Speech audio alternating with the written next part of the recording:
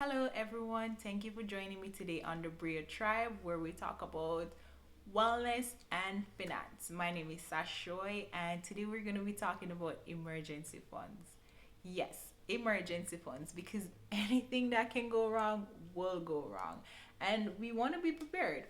We want to be smart and prepared. So, we're going to be looking at how much money you need, why you need an emergency fund, where to hold this money, and all that goodness. So stick around and remember to like and subscribe to see more of me as we dive into becoming our best self, living the best life, and being financially free and gaining financial fitness. All right, so what is an emergency fund? An emergency fund is basically an easy access source of money in case things go south. And easy access does not mean under your mattress, because let me tell you, inflation is not our friend and our money is just going to continue to lose value, right?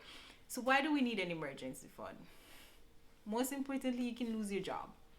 Anything can happen. You can have an unexpected medical or dental bill, you can have an unexpected travel trip, or you can have car damage where you need to like pour that money out. So, it's important to have an emergency fund. In terms of how much money we need, now that is a question that only you can truly answer. And how you can answer this is by looking at your past expenses. So experts suggest that we have 3 to 6 months expense saved. And these expenses are essential expense. So like your rent or mortgage, transportation, food, clothing, personal supplies that are essential, and anything essential basically. So what you'll do, you look at your past month's expenses and you'll see how much you spend per month on expenses, and you'll time that by 3 or 6 and see where you net out. So depending on your choice of career, if you're in a stable job or if you're a freelancer. So someone who's in a stable job will probably need a smaller reserve than someone who's a freelancer, because when you're a freelancer or you're commission based, your risk is higher.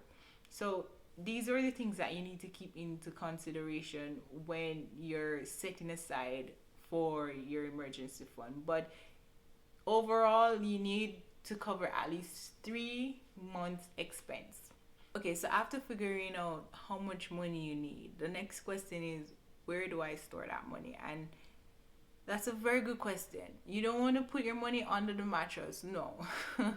So what you can do is you can set up different holding tiers. So most investors have holding tiers where 3 months they're putting into a high interest rate saving account. And I find that internet or online banks offer higher interest rate compared to your traditional local branch.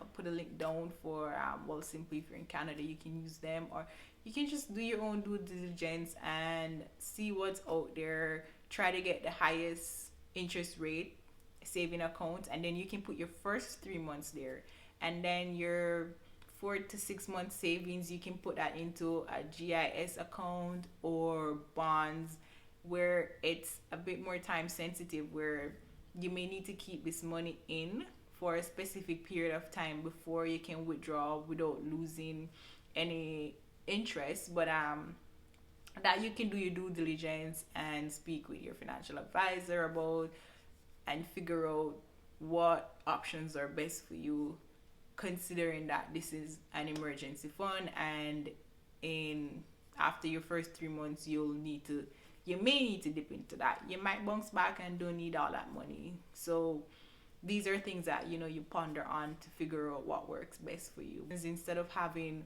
6 months of money just sitting into your checking account, you can put three into a high interest rate saving account, a next three into like a GIS account or bonds. So those are some options. You can also speak with your financial advisor and see what other high yield short term options are there for you. So after you figure out where to put your money, you're basically good to go. So the next thing is how to get started. Let's just start now. If you don't have an emergency fund already, start now. And you don't need to take a big chunk of money and put it away immediately. If you have it, good for you, do that. If you don't, then just start saving. You know, you can put away $25 a week, $50 a week, $75 a week, or $75 every paycheck. It depends. Like my mom always say, one cocoa full basket. So so eventually you start to add small and it will grow. Like chances are 2 3 years you have a good portion set aside and you probably won't even need it, right? So that's, it's just being prepared and being mindful and ready for anything that life throws at you.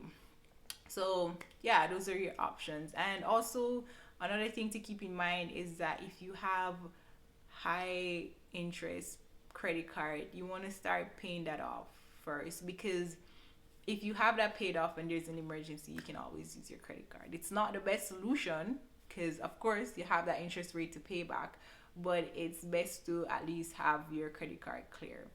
So that's another thing to keep in mind. But yeah, we want to be safe, not sorry.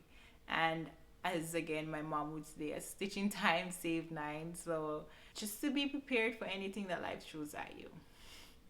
So thank you guys for watching. You'll be seeing more of me. So like and subscribe, and we will keep connected.